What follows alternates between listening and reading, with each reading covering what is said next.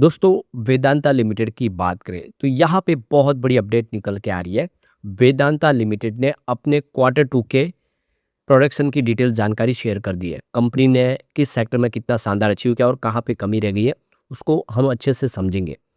Vedanta limited अलग अलग minerals के ऊपर काम करती है, पावर सेक्टर में भी कंपनी काम करती है और कंपनी का बिजनेस इंडिया के अलावा ग्लोबल मार्केट में भी फैला हुआ है। तो यहाँ पे सारी डिटेल को हम अच्छे से समझेंगे और क्या रिजल्ट की संभावना बनेगी उसको जानेंगे, क्योंकि ये सारे आंकड़े ही आखिर रिजल्ट में तब्दील होंगे।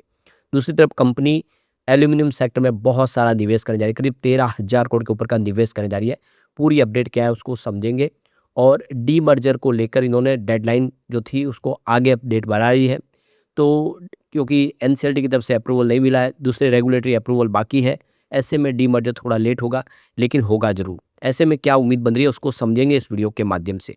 लेकिन फ्रेंड्स, उससे पहले अगर आप पहली बार हमारे चैनल पे आए तो चैनल को सब्सक्राइब कर दीजिए, एक बेल आइकॉन दबा दीजिए ताकि जब भी नया वीडियो बने पहला नोटिफिकेशन आपको मिले। वीडियो पसंद आए तो लाइक से ज़रूर कीजिए।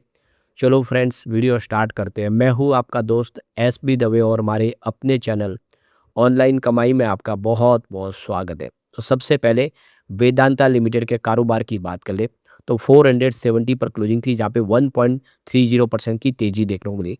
तो फ्राइडे को स्टॉक ने काफ़ी अच्छा किया।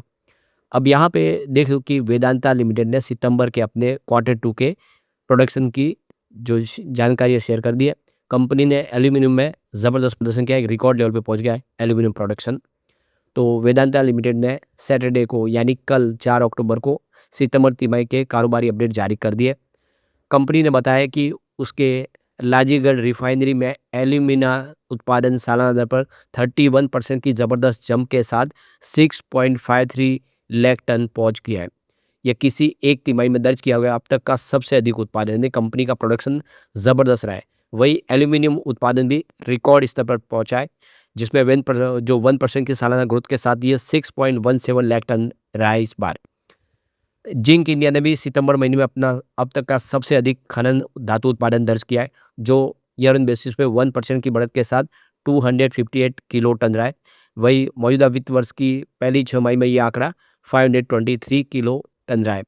रिफाइंड जिंक का जो उत्पादन है पिछले साल की तुलना में 2% की जंप के साथ 202 किलो टन हो गया है।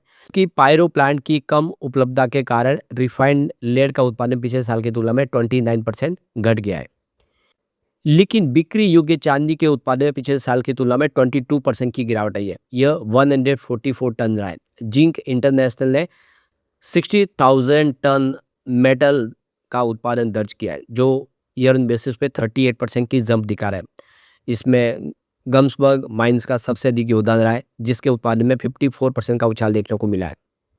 आयरन और ओर के सेगमेंट में बिक्री योग्य आयरन का ओर का उत्पादन 19% घट के 11 लाख टन के आसपास है, जबकि पिग आयरन का उत्पादन 26% की बढ़ोतरी के साथ 2.38 लाख टन पर पहुंच गया है, जो ब्लास्ट फर्नेस की क्षमता के बढ़ने के कारण संभव हुआ है। ऑयल एंड गैस बिजनेस में औसत डेली ग्रॉस उत्पादन 15% घटकर 89.3 थाउजेंड बैरल ऑयल इक्विवेलेंट के रोजाना रहा है। इसका मुख्य कारण है कि राजस्थान और रावा ब्लॉक से उत्पादन में गिरावट देखने को मिली है। स्टील बिजनेस में भी तैयार उत्पादन 8% घटकर 2.74 लाख टन रहा है, क्योंकि एक फर्नेस में मेंटेनेंस कार्य शुरू था।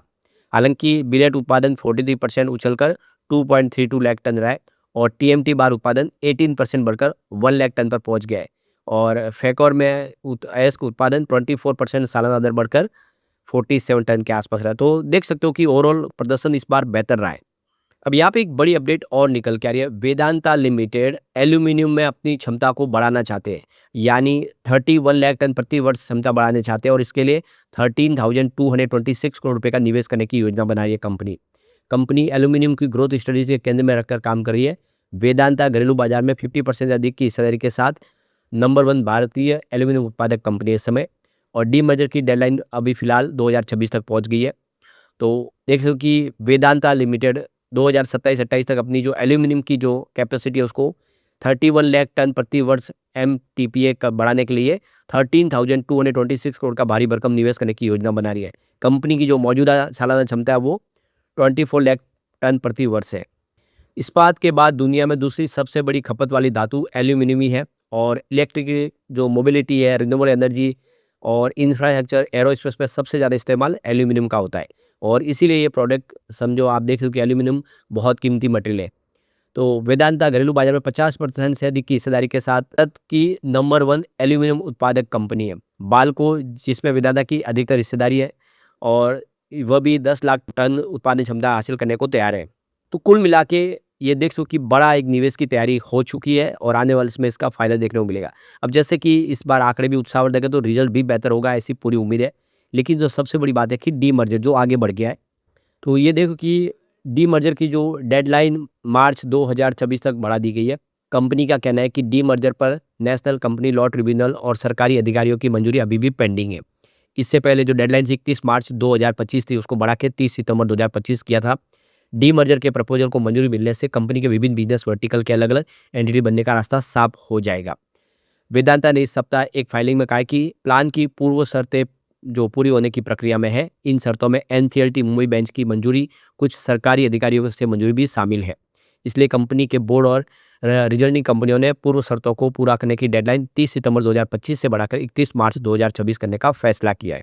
वेदांता ने पहले कहा था कि डीमर्जर के बाद उसके मौजूदा कारोबार को 6 स्वतंत्र कंपनियों में, जिसमें Vedanta aluminium, Vedanta oil and gas, Vedanta power, Vedanta steel and ferrous materials, Vedanta base metals और वेदांता लिमिटेड में बांटा जाएगा। हालांकि बाद में कंपनी ने अपने प्लान में बदलाव किया और बेस मेटल अंडरटेकिंग को पेरेंट कंपनी में रखने का ही फैसला किया। और ये जो प्लान में बदलाव हुआ जिसकी वजह से सेबी ने भी सवाल उठाए कि जो हमें प्लान सौंपा गया था वो अलग था और उसके बाद में कंपनी ने प्लान में बदलाव किया और इसीलिए वो जो हमारी मंजूरी थी वो यहाँ पे अब देखिए उसकी कोई वैल्यू रही नहीं है। तो इसीलिए अब सेबी ने भी सवाल उठाए और पेट्रोलियम मंत्रालय की तरफ से भी सवाल उठाए गए। इसी वजह से जो मामला है ये अटक गया। वेदांता लिमिटेड की पेरेंट कंपनी वेदांता रिसोर्सेज के जो सीईओ है देशनी नायडू उम्मीद जता चुकी है कि वेदांता लिमिटेड का डीमर्जर चालू वित्त वर्ष 2025-26 में पूरा हो जाएगा। उन्होंने इस बात पर जोर दिया है कि फिलहाल उनका फोकस कंपनी की रीस्ट्रक्चरिंग पर है। एनसीएलटी ने पिछले महीने वेदांता के डीमर्जर प्रपोजल पर सुनवाई 8 अक्टूबर तक के लिए टाल दी थी। पेट्रोलियम और प्राकृतिक गैस मंत्रालय ने जरूरी खुलासे के अभाव का हवाला देते हुए प्लानिंग पर आपत्ति जताई थी। सबसे बड़ी बात है कि सरकार को बहुत सारे पैसे लेने हैं वेदांता से जो बाकी है, लेकिन डीमर्जर के बाद वो मुश्किल थोड़ा हो जाएगा। वेदांता का जो बिजनेस है वो भारत, दक्षिण Africa, Namibia, Liberia, UAE, Saudi Arab, Korea, Taiwan, Japan तक फैला हुआ है। यह तेल और गैस, जिंक, सीसा, चांदी, तांबा, स्टील, एल्यूमिनियम जैसे सेक्टर में ऑपरेशनल है। कंपनी का मार्केट कैप 1.84 लाख करोड़ रुपए का है। तो देख सकते हो कि बिजनेस काफ़ी अच्छा है और ऐसे में उम्मीद है कि आने वाले समय वेदांता बेहतर करेगा और लोगों को इसका फ़ायदा भी होगा। लेकिन फ्रेंड्स, कोई भी इन्वेस्टमेंट करने से पहले अपने फाइनेंशियल एडवाइजर से एडवाइस ले ले या अपना खुद का रिसर्च करें, क्योंकि मैंने वीडियो आपके एजुकेशनल पर्पज़ के लिए ही बनाया। वीडियो पसंद आए तो लाइक से जरूर कीजिए और चैनल को सब्सक्राइब कर दीजिए। Thank you friends.